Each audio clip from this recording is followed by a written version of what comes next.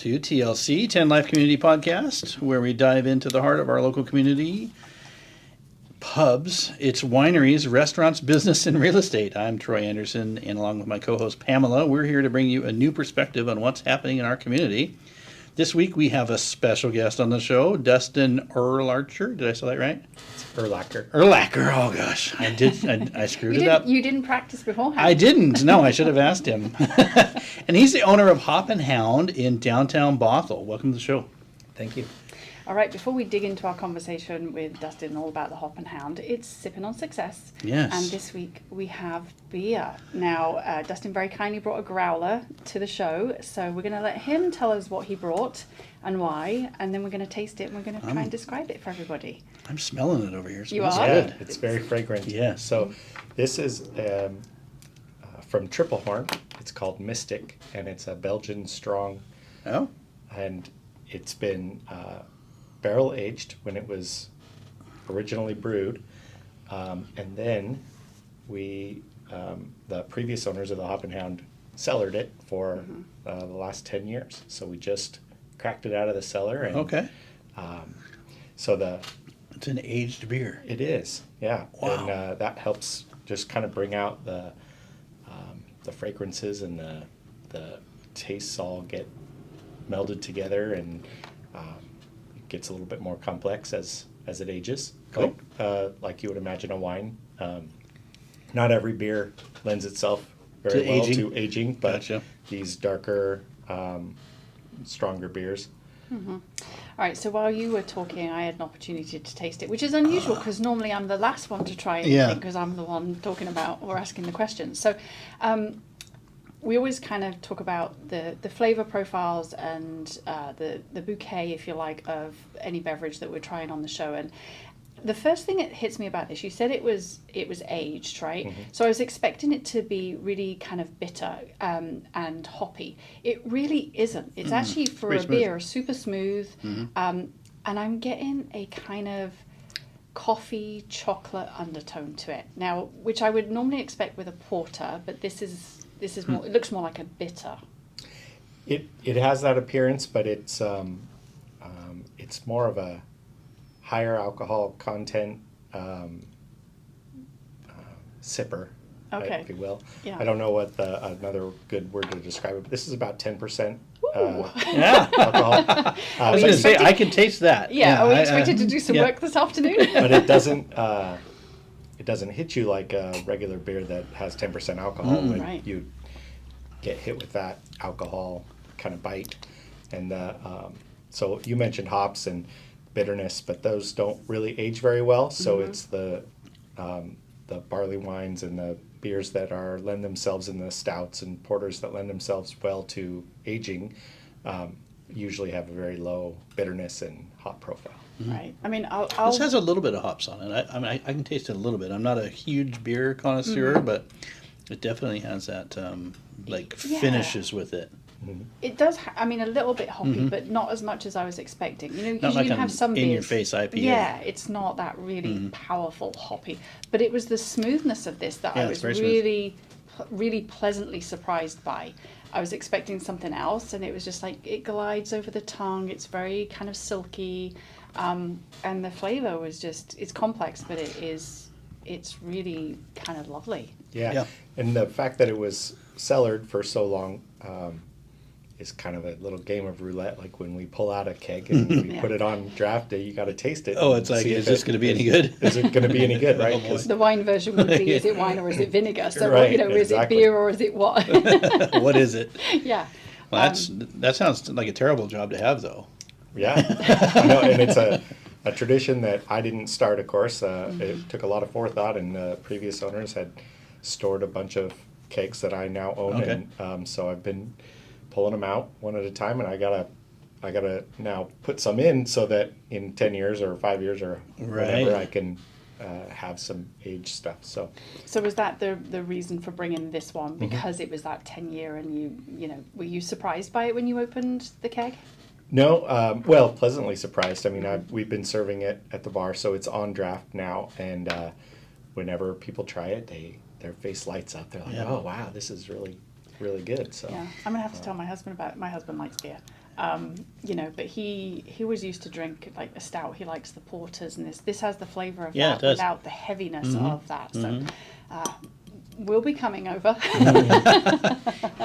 We're going to get into all things Hop and Hound here shortly. We are, but we are indeed. They have food trucks and stuff over there too. I know so, there's a lot to talk about today. Yeah. So anyway, we're going to take a really quick break and continue to enjoy this beer when we dive into the conversation with Dustin. But we're just going to take a really quick break and we'll be right back. So stay tuned. Hang in there. Welcome back to TLC, 10 Life Community Podcast. And we're just going to dive right into all things Hop and Hound with Dustin. Dustin, so let's start at the beginning. Tell us a little bit about yourself. What's your background? What led you to take the leap into owning a pub? Well, about 20 years ago, I owned a couple of bars. Okay. So it has been in my past. Those went fine, but they were a lot different. They were, your Budweiser bar and that kind of thing. So, which was fine, but it was a little bit different. But what led me to sell those and get out was my daughter was born about almost 19 years ago. Okay. And at that time, it was I was a new dad, and it just didn't really fit with coming home at 2 a.m. and hours working probably be a strain. Yeah, I can imagine your partner was not happy about that. Yeah. So it was time to kind of transition into a 9-to-5 job, and which I did, and did that for the next 18 years, and I was in financial services and Okay. And most recently mortgage, residential lending, and as you know, that has been a tough go. Last couple of years have been for the last couple of years. Interesting is a word for it. I think. So with rates in the 6s and 7s, and it's been hard. So Yeah. I was literally at the Hop and Hound having a beer, thinking about what I want What's to do next? and having already given some thought to getting back into the bar business, and the owners were there at that time, and I know them not really well, but I know their names, and was talking to them, and I knew that they had recently moved to Idaho, and so I asked if they were planning on selling or keeping the bar, and they had kept it for a few months, and ran it from Idaho, and that really wasn't working for them, so they just decided to list it for sale. And so I kind of caught him on the day that they were about to go live with their listing. Wow. And he said, shoot me an email and I'll send you the financials, and go from there. And so it was kind of a right time, right place. Yeah, sounds like it. Situation. And I love the vibe of the place and what they're doing. Right? I had kind of a little bit of a thought of buying or owning a brewery. I'd like to add to being a business owner the creativity of bringing a beer to the market, and the just kind of the creating a new thing. But there wasn't a lot of breweries for sale at the time, Right. And that's a much different, larger undertaking. And I know nothing about brewing Sounds like beer. a pretty intensive capital expenditure Right, as well. right. Other than an occasional home brew, I don't. I would need to hire a brewmaster and all Gotcha. that stuff. So this was really a good way to be a business owner and still have that creativity where I get to bring great beers to the local people of Bothell, and so we don't carry anything that you can buy in Safeway or the grocery store. Gotcha. It's all craft beer, local ciders and beers, and so we really do get to get creative and find niche-y, neat little things, and follow the local breweries around with what they're bringing to the market, and feature them. Yeah. So. I think that's great, partnering with local people to boost their business as well. Mhm. I think that's a great thing. So is there anything specifically about Hop and Hound that made you say this is the one? Well, as I mentioned, it was kind of right place, right Right time. time. So yeah, I mean,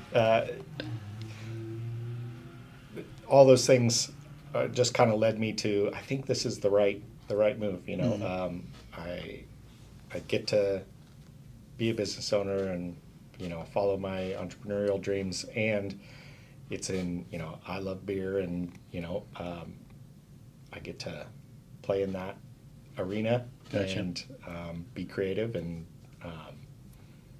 so it just checks all the boxes. Yeah, no, you're really a big part of the community in Bothell, and we appreciate that. Thank you.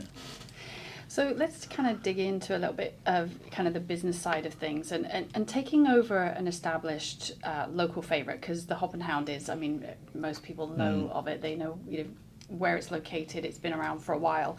You know, it's not a small thing to take over an existing business. How have you approached honoring the pub's legacy while also making it your own? Because obviously there is a, you know, people expect one thing of the Hop and Hound, but it's now your baby, and so you want to make sure that you put your stamp on it, and but marry the two together, so that you're not kind of isolating the people that came there before, but also attracting new people. So how do you go about doing that? Yeah, it was a kind of a something I put a lot of thought into, and part of it is people ask me when I bought the place, they'll see me there and say, "What, you know, what kind of changes are you going to make? What are you going to, you know, do?" And what I found myself thinking or saying is that, you know, I didn't buy a struggling business, or you know, it wasn't a fire sale. They have created a great vibe, and they're, you know, they're known in the community, like you said. And so what I wanted to do was just fill those shoes, and carry on that, and keep the vibe great, and the great customers that we already had happy, and, you know, not make too many big changes. I didn't look at it as I want to go in here and clean house and do this, and you know, make any big changes. But I didn't, I'm not them, you know, the previous owners. And so so far it's been only since January. So I'm 5 months in, and I haven't made any giant changes, but You haven't gotten into the busy season yet. that's true. Yes, I bought at the slowest time, which was good to Probably kind of good, get my feet yeah, wet, yeah. right, at the kiddie end of the pool. And one thing that the previous owners were music. What do they call them? They really loved their music, and it was all kind of 90s grunge. and it was the same all the time. They had one radio station on the Gotcha. Pandora that Not everybody likes Nirvana. right, which the good thing was I do like that stuff. Yeah. I grew up on, you know, Pearl Jam and Nirvana, and, Yeah, me too. so it was great when I'd go there. We'd be, you know, drinking beer and rocking out to the songs, but I could I got to understand that the employees had to hear the same 40 songs over and over again, and so that was a little rough. Anybody that's in retail is knows that story, right? And all the clientele knows that the previous owners were very hard-nosed about that one particular Thing. Genre. was that we're not going to deviate from this, and so Ain't no country western in this bar. That is one of my rules, though. I do not like country music. I'm with So you. I said, you guys, I told to kind of finish the story, I told the bartenders that they could change the music a little bit, and we could introduce some other things, but never country. No country. That's a theme that goes on whenever Troy and I go into a property photo shoot. He'll put country music I'll on turn it just up. to annoy me. Turn it up. Oh, dear. So people early on would ask me, "Are you going to change the music?" And I'd really? say, "Why? Do you like it or not like it?" And they're like, "Well," and they would backpedal a little bit and kind of never tell me the truth about what they thought about it. Because I think a lot of people are like us, like we're, you know, they like that music and it's great, but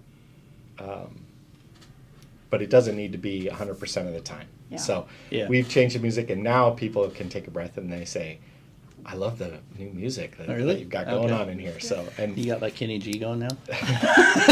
well, it's funny because I don't have the same musical tastes as a lot of my Gotcha. bartenders. And so sometimes I'm in the back grumbling, but people will still say, hey, you know, I like the I like music." it's a refreshing change. Gotcha. Oh, that's nice. So marrying the old with the new. I mean, Yeah. the honouring is the vibe, and also carrying on traditions like the beers that are in the cellar for 10 years, but you're putting your stamp on it slowly but surely as you kind of figure out what your clientele and your staff want. I think that's great. Making the That's staff happy is always important. Yes. Yeah. Take note. Country western music in the car. Yeah, no, thank you. All right, well, let's talk beer and cider. What can people expect when they walk into Hop and Hound? Well, one thing is it's a very small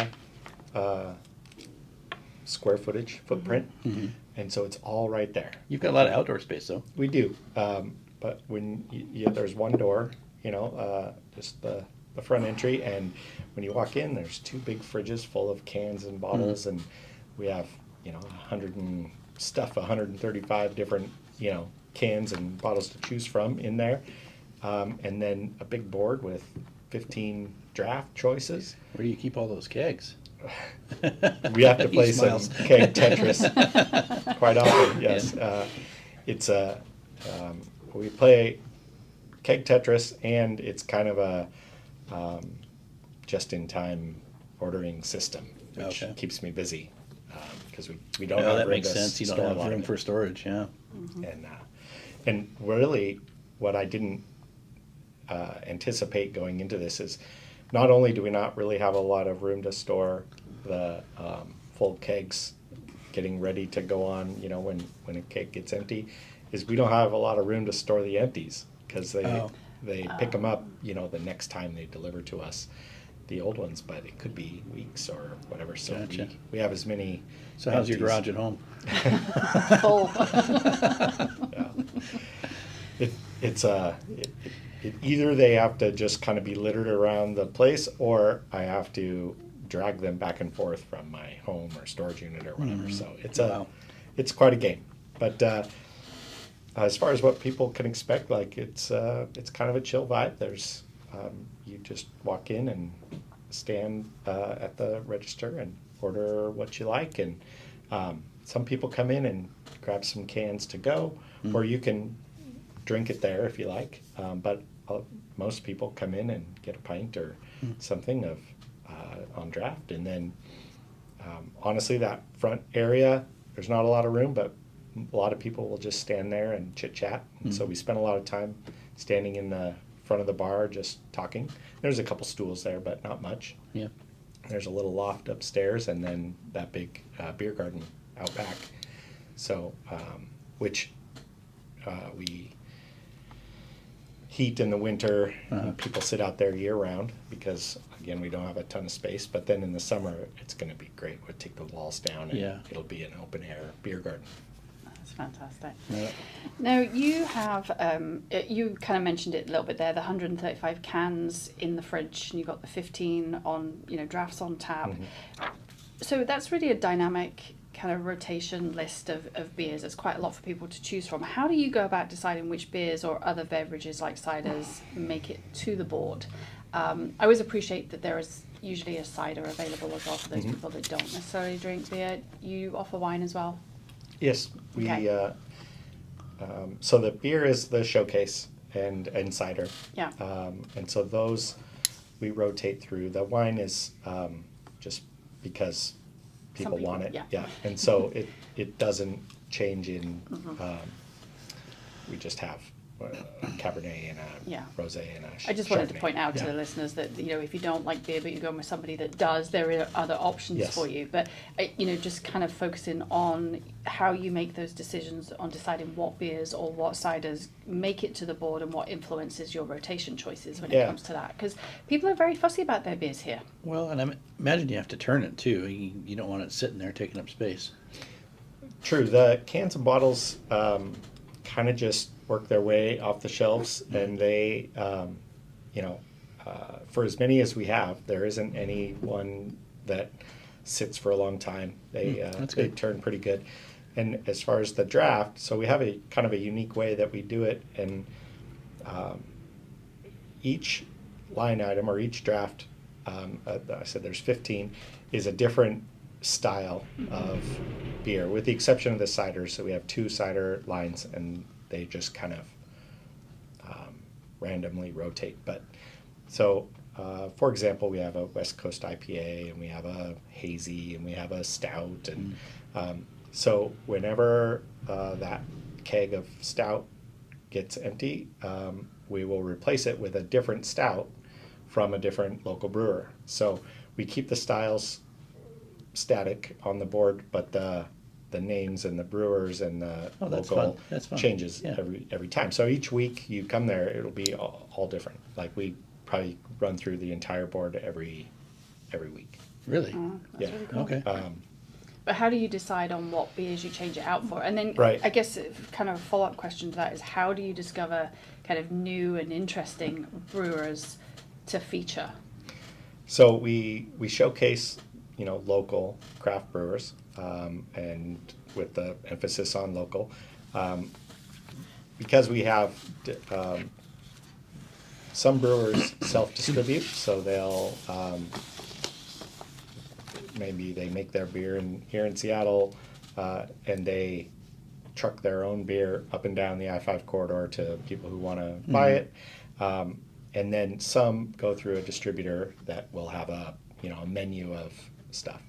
And so when I shop with the distributors, once in a while they'll have a good something nice from Oregon or Colorado or whatever. But mainly we're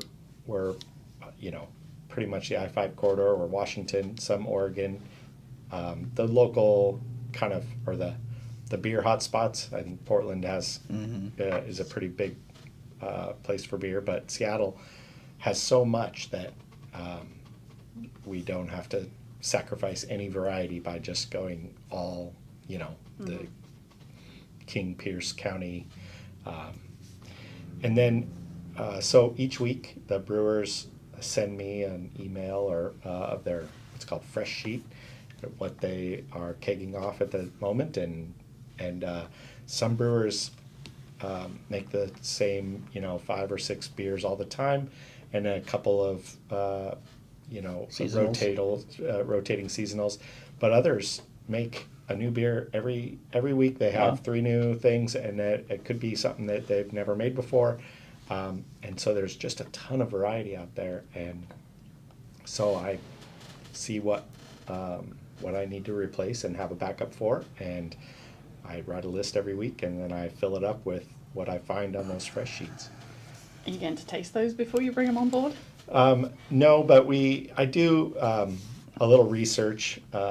If they're brand new, then there won't be any ratings on it, right? Right. Like if it's You can give it a rating once you've tried it. right, but like Untapped is a rating system for beer and cider, and so I'll look them up and see how other beer drinkers have rated this beer, and I'm looking for the close to 4 stars, if you will.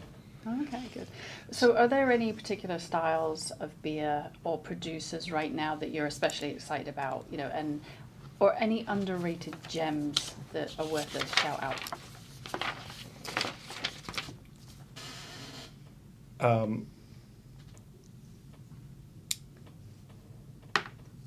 I know it's a big question. It's like, who do you pinpoint and who don't you without upsetting anybody? And who do you alienate, right? And that's not the point of the question. No, The point it is isn't. more like, you obviously thoroughly enjoy what you do. Yes. You thoroughly enjoy, the experience of picking out a beer and providing that for your customers. But, like you said, there's so many producers out there, and there's always new, interesting flavors, like the hazies. You've got the citrus ones, and sometimes they've got grapefruit notes. And there's, so are there any kind of things that are new, that are percolating, that you've heard about, that you're excited about, or any, new production companies for the beer that, maybe we haven't heard of yet, but we should be listening out for?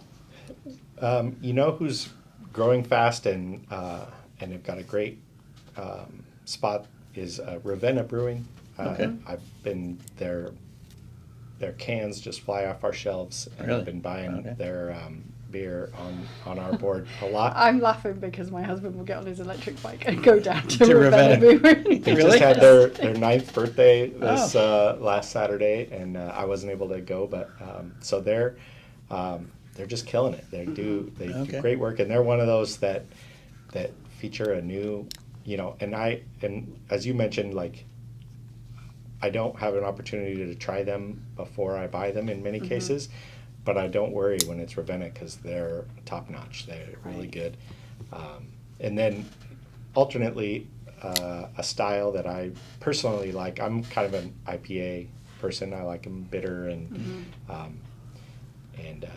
but I also like them filtered and clear and crisp. And so what kind of a fairly new idea is a cold IPA. So it's fermented with lager yeast instead of ale yeast. Oh. And so they ferment at a lower temperature, and it takes longer. So they come out clear, like not clear, but Less kind of sediment. less hazy, and like a pilsner, Okay. but they have the profile IPA of an taste. IPA and the bitterness and the hops. Okay. So it's still hoppy, but it just has a clarity to it. Yeah. Okay. All right. Interesting. For people that don't understand what an IPA is, can you touch on that just a little bit? Sure. So, an IPA is an India Pale Ale, and an ale is, as opposed to a lager, is a particular kind of yeast that ferments at a higher temperature, so it doesn't need to be as cold, and it happens faster, so they can pump out ales pretty fast. The India part of the equation is that they've got a lot of hops in there, both in aroma and bittering. And the story I've heard is that back when we had to ship everything on big wooden vessels around the world, they needed an ale that would get them all the way to India when they were buying the spices and Gotcha. trading spices. So the introduction of hops is a preservative and would make the beer last for the whole trip. Gotcha. And so So the stronger the hops, the longer the trip. Or the quicker it goes by. I just wanted to distinguish it. We're talking Yeah. like IPAs and porters. They're all different styles of beer that people, and everyone has a preference on what they like, right? Right. Yeah. Some people are very much into their hoppy IPAs. Some people really like a milk stout or a porter, and so a stout, like a big name would be a Guinness, is how you Yeah. kind of compare the two. But obviously, we want those local breweries that are doing, those porters and etc. So, Yeah. just wanted to clarify. That was all. Gotcha. I'm usually a Pilsner guy myself, or a stout guy, depends on the day. Okay. Yeah. But All right. anyway, so the space you have there is a really big draw. We talked about the beer garden, the tented area a little bit, but I get excited about the food trucks and live music and special events you guys do. Yeah, we because we're so small, we use that beer garden kind of year round, and that's where we'll have events. And I haven't had any live music yet, but I've been toying with the idea. It's a bit of turns out, an insurance liability Oh, really? that I have to look into, but we do have events and where people can gather and get together, and we use that space really well. And the parking lot just beyond there is where the food trucks park, and so Okay. it's like 50 feet away. So it's great. We have food trucks on Friday evenings, and the one thing I changed or instituted when I got there was taco trucks on Tuesdays. Ah. Okay. 'Cause of the Taco weather. Tuesdays. Yeah. So, and that's been fun. That brings in people and Yeah. yeah. Builds community. Yeah. Also, another avenue for other businesses to kind of work together, the food trucks with Yeah. the Hop and Hound. So that's good. Yeah. We'll have to. Do you those food trucks? Do you have a list of what they are, when they're going to be on a website, or is that just kind of show up Yes. on a Friday and get a surprise. I do post them on my website, Mm-hmm. and I tend to post on the socials, Facebook and Instagram, a couple days ahead of Mm-hmm. whatever food truck, and show pictures of their food and what they are and Gotcha. what's going on. So. Nice. Okay. Well, Cool. it sounds like you're definitely kind of putting your stamp on things there for, the beer garden and what's to come. So people just stay tuned on that for sure. Now let's hit on the name just a little bit, because we can't talk about, the Hop and Hound without focusing on the hound part of the name. So the Hop and Hound, as it suggests, has a strong identity as a dog-friendly space. How has that shaped the culture, and what makes that part of the experience so important? Now, you and I talked about this a little bit when we met, and so there's things that you've continued, or that have kind of, I don't want to say events, but things that you've organised that lead in with that the name Hop and Hound as well. So can you kind of talk us about? You got it out. I did. I don't know why I struggled with that one so much. I'm just like, what am I trying to say? Well, I think first off, everybody, the people that are regulars and stuff, they love bringing their dogs to the Hop and Hound. Who wouldn't like to bring their best friend? Mm-hmm. And of course, the dogs love it. They love the beer? well, no. I mean, it's the stuff that drops on the floor from the food Right. truck, Yeah. just hanging around with people. We have jars of dog treats that Okay. people can just reach in and grab, and so that literally just about every time I go there, somebody says, when we get even close to this bar, that dog walks me over there. Like they know where the treats are, and so they we'll see the dog pulling a human into the bar, and they'll come and they sit right next to the cash register and look up at whoever's bartending, because they know they'll get a They'll little get a treat. treat. Oh, that's great. So it's just a great, I love the idea of being able to bring your dog with you and have a beer, and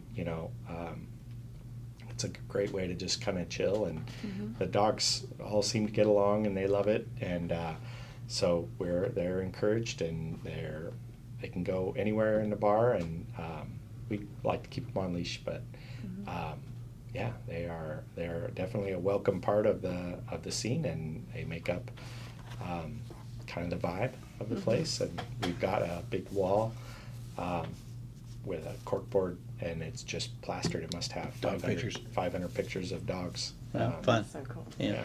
Did you want to talk a little bit about the adoption event that you had recently? And I'm wondering if it's something that you're going to continue to do? Yes.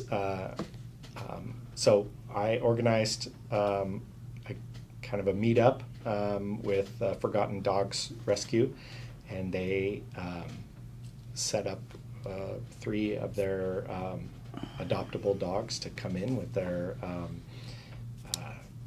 the Forgotten Dogs Rescue is a foster system, so that each dog goes home with somebody, and so they had 3 people come in and bring their adoptable dogs, and they got to just kind of hang out, and we promoted it, and the customers came in and got to give those dogs some love and pet them and give them treats, and the local pet pros put together some dog treats, Oh, and fun. so we were handing those out, and it just created a little fun and a buzz, and some interest on Forgotten Dogs Rescue, and they got a couple of applications for people that were interested in adopting as well as in fostering. So You like fostering, don't you? That's a long story. We don't have time for that on the show. But yes, we have fostered a few dogs. My daughter would bring them home from the shelter where she used to work. So yeah, Nice. I'll have to. I'm not sure whether I want my husband to go to the Hop and Hound where this is happening or not, 'Cause, because he will bring a dog home. Fostering tends to end in adoption. Yes, a lot of the fosters that I talked to mentioned that they've adopted, and it's many of the dogs they've fostered. So, and it was a great event, and I can't wait to do it again. I don't have another one on the calendar, but it's definitely But it's coming. It's coming. Sounds like it was Perfect. successful. And yes, Yeah, cool. another fun thing I'd like to do in this, maybe I'll find a way to to marry it with a charity or a nonprofit, but just to have kind of a dog meetup, like maybe we'll get all the Goldens together and have them come in, or anybody with a have a golden doodle day or something. Yeah, I was going to say doodle day. Or, husky day. Yeah, doodle day, you get all of them. yeah. All howl at the same time or Yeah, something. anything that's bred with a dude, that's got the poodle base Right. in it. Yeah. That's very That would cool. be fun. Yeah, and then you're keeping alive the hound portion of the name, so that's where I was Yeah. going with that question that I couldn't quite get out properly. Oh well. That was you me know. a couple weeks ago. Somebody has to have a turn I out know, if that's income right. died. Yeah. Okay. So community is a big part of what makes the neighborhood pub special, and I know you're part of the chamber, and I think that's how we probably got in contact with you. Are there any other things you do in the community? I mean, it sounds like it with these events.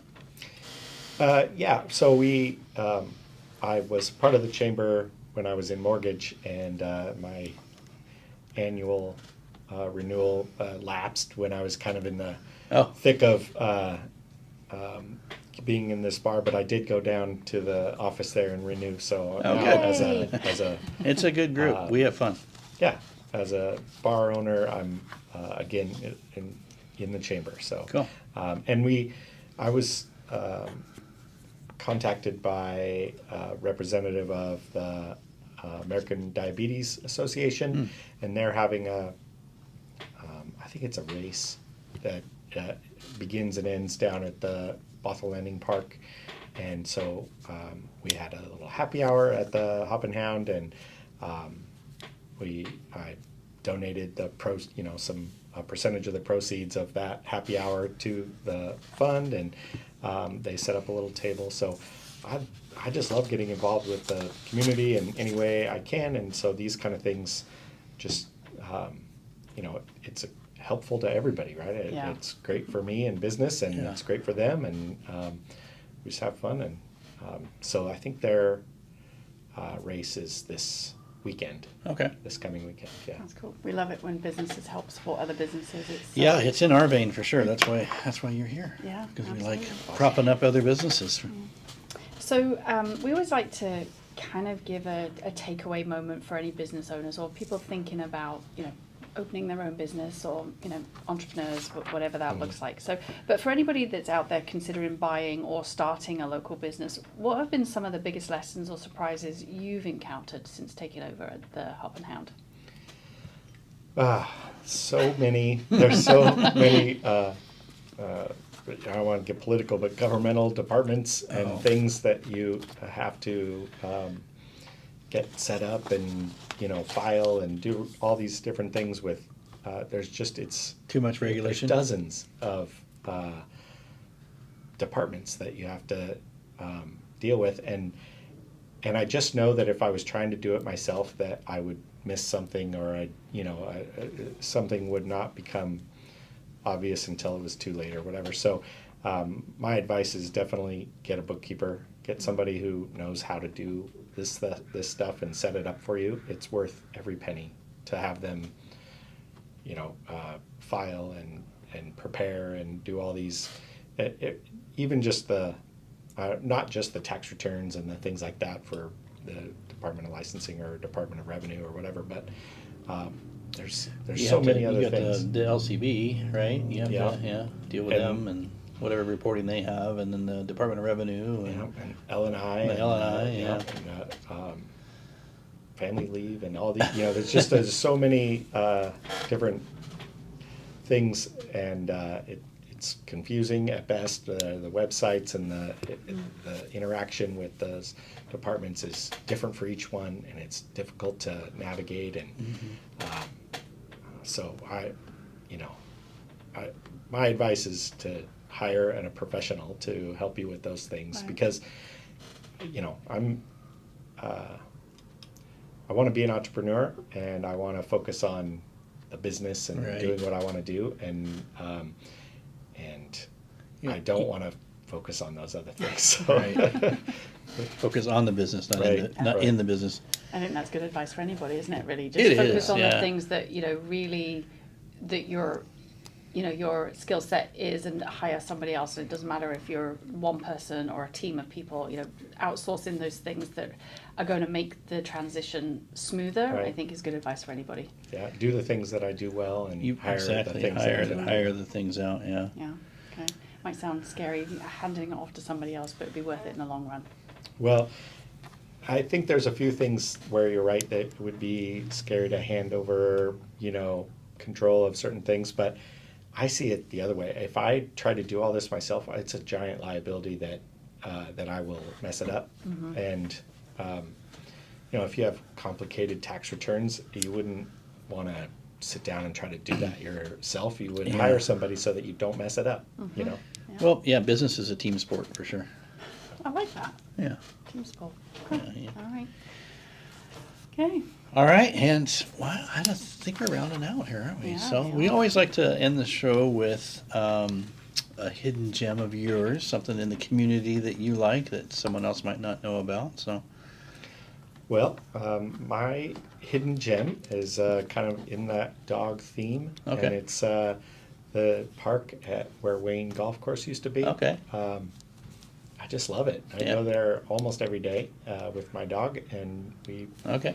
walk around there and build up a thirst, and then we Head over to the pub. Right. Sounds like a good day. I like that. Yeah. It's a very large park, and it's. Is there any formal plans for that, or do you know? I don't know. Okay. I know they're trying to keep it natural Yeah, and yeah. not put a lot of infrastructure there, and it definitely is. I mean, it's soggy in places, and it's It's like not there's- mowed and right. yeah, Exactly what every dog lover wants. It's Right. just a place to let them run wild. Yeah. yeah. Well, and technically, it's not a dog park, so We you know. can't let them run wild legally, but We people didn't do. really say that, did we? No, That's Yeah. great. I don't think have we had anybody talk about that one before? no. I don't think we have. Yeah, so thank you for No. bringing that to our audience. There's a little gem there that some people might not And- have known about. So And just the other side of Wayne's Golf Course is Blythe Park, and they've got. I love that park. Yeah, it's kind of hidden. That is a hidden gem. Yeah. I asked you, but I'm telling people about my hidden gem today. I used to take my kids there all the time. They've got a disc golf, Yeah, that's right. frisbee golf there. Yeah. That's fun. It is a great park. Yeah. It's a hidden but fun, safe place for anybody. Take So, kids yeah. or whatever. Okay. All right. Well, this has been a great conversation. Thank you for bringing in the growler. What was the name of the beer again? It was called Mystic, and it's from Triple Horn. Okay, Okay. perfect. We're going to take a really quick break, and when we come back, we're going to do our real estate roundup, where Troy's going to answer the question of the week. I don't think I prepared you for it, but you'll be fine. And then at the end of the show, we'll come back and we'll get the actual location for Hop and Hound for anybody that hasn't been there yet, and where they can find more details about food trucks, The events. what's happening, events, and really, anything they want to know about Hop and Hound. So stay tuned. We will be right back after this very short break. Welcome back to TLC, Tend Life Community Podcast. We're still enjoying that beer. I'm tasting licorice in it now, actually. The what? Chocolate and licorice is what Really? I get. Yep. I'm really enjoying it. Yeah, Yeah. it's good. All right, we had a great conversation. Now we're going to dive into our real estate roundup. You ready? Porch pounder. Oh, I don't know that this is a porch pounder. That's why I didn't say it when we were talking about the beer. Yeah, it feels very sophisticated Yeah. to be a porch pounder. But I just had to get porch pounder in before I the know. show was over. But you know what you do in your own home with your beer or your wine is Yeah, entirely up to you. up to you. So, yeah, all right. Okay, I'm going to give you a phrase here. Off-market selling. So this is a buzzword that we hear kind of floating around, and I'm not sure that everybody understands really what that means. So if you can tell us more on the side of what does off-market selling mean for an actual seller, and is it advantage to them or to a buyer, please? Go. So when you say off market, that means it's not on the MLS, right? Yep. Okay. So yeah. So the You're asking me. Well, I just wanted clarification what that meant. So well, here's the reason I ask is because there's a brokerage recently in the news that has their exclusive network, which is Clickbait. yeah, it's off market and not on the MLS or yeah. So Okay, yeah. That's guess where I'm going with that. Trying to find out the truth about that off-market selling for sellers. okay, yeah, and it's it works good for a real small percentage of sellers. Okay. The people who maybe want their privacy or don't want people walking through their house, or the property's just in really bad condition or an unsafe condition to show. Okay. That's where it could be a good fit for a seller if they wanted a quick sale. But typically in that situation, people are looking for a discount, or a seller could leave money on the table for sure, because going on the MLS and exposing it to as many buyers as you possibly can creates more of a demand, which typically is going to bring in a higher price and possibly a quicker sale with less contingencies, which is what people want. Right. Okay. So, I mean, selling on off market is probably not the best choice then during a low inventory market? Yeah, I was going to bring that up. So we've had a low inventory environment here in the Pacific Northwest it's been over since like 2012. So we've been in pretty much a seller's market ever since. It's been, it flows closer to a buyer's market and then back into a seller's market, but haven't really come out of a seller's market since 2012. So, we have a low inventory problem around here. And just because of the land, there's just not that much land, and the demand is high. So, I think we're going to have a lower inventory environment for probably at least the next 10 years. The state and local governments are enacting what they call middle housing regulations, to where that homeowners can possibly subdivide their property without having to go through the arduous task and all the regulations involved that it takes to subdivide. So that is their hope, to ease up some of the housing inventory and keep housing affordable for people, because that's really what it is it's an affordability problem. I mean, it's a supply and demand thing. So as the supply goes up and the demand might stay the same, the prices are going to probably plateau or come down. But if there's a high demand, the prices are just going to keep going up. Right. Okay. So, there are probably people listening that are very much kind of data driven. So do you have some kind of stats that you can provide us with about why, maybe the off-market thing is not necessarily the best thing for sellers? Yeah, I mean, more exposure means more competition. I talked about that. So 81% of people believe that the more buyers that see the home, the higher chances of a bidding war or multiple offers for the seller, which means getting top dollar. Without full market exposure, you might leave some money on the table. And just to do a shameless plug, we've been instituting a new seller listing policy where we go on the market on a Wednesday. We don't allow any showings until Saturday, so it creates a buzz, and then we pack all those buyers into a few days worth of showings, and it creates competition. Also and more it's convenient for the seller. It's way more convenient for the seller. Yeah, you're not having to leave your house at 8 in the morning and again at 7 o'clock at night when onesies, twosies want to come through your house. So, yeah, and that's it definitely gets more exposure on the listings. So more buyers, more offers. More buyers, more offers, potentially. Yeah. For sure. Better results, for sure. Okay. So sellers that want a higher price, 44% of people initially like the idea of private networks? Yeah. Change So their the private networks, they changed their mind after they learned that selling on the MLS and exposing it to more people actually makes more sense and gives them better results. Yeah. So, I mean, sometimes it might not be money driven. I mean, it's almost always money driven, but sometimes I want to stay in my house after it closes so I can have a chance to find my next house, transition, or I've got this event that I have to be here for. So being able to negotiate those things into a deal, the more buyers you have willing to buy a house, and the less contingencies you're going to have, and the more leverage you're going to have to get what you want. Okay. Make sense? That absolutely makes sense to me. I want to make sure it makes sense to Okay. the listeners. All right, so people have questions about selling in our current market.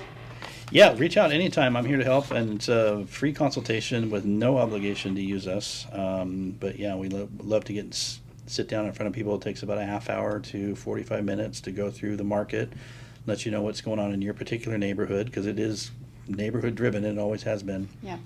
Yeah, and you'll answer those questions about whether it's off-market potential or not, right? Yeah, So and- it doesn't matter to you. Yeah, we'll cover that. In fact, we did just sell one off market, so, and that worked for the sellers. That's what they Right. wanted. They didn't want to go back on the market and potentially have people running through their house, and It's a case-by-case basis. It's a and case-by-case basis, you're, for sure. You're providing bespoke services on what really the seller needs. yeah, or for sure. wants. And So- like I said, it's no obligation. I'm happy to help people. I mean, that's in our motto, to add value to as many people as we possibly can. Yep, I like it. Okay, So- all right. So if they want to schedule a call with you, 10hometeam.com, and we're on the web, or 206-504-3660. okay, perfect. Right, Dustin, back to you. Give us the address for the Hop and Hound and where we can find out more information about all the fantastic things you do and the beers and the dogs. Yes, so the physical location is 18116 101st Avenue Northeast. It's about a half a block off of the main street in Bothell that's been closed off. And we're on the web at thehopandhound.com. The Hop and Hound. Yeah. And I'd love to get some more followers on the socials too, Yeah. Facebook and Instagram. And What's it's your also, handle on Instagram? Good question. I think it's the Hop Go and to the Hound, website, yeah. it'll be on there. Should be at Hop and Hound. Yeah, Yeah, probably. yeah. Okay, just wanted to check. All right, if you haven't tried the Hop and Hound, we It's a highly gem. recommend it. It is a gem. Beer's great, great selection, great staff, so go check them out. If you've enjoyed the show, don't forget to like and subscribe and share with your friends. And if you're watching on YouTube, Ding the dinger. all right, until next time, everybody. Bye-bye. Thank you. Bye.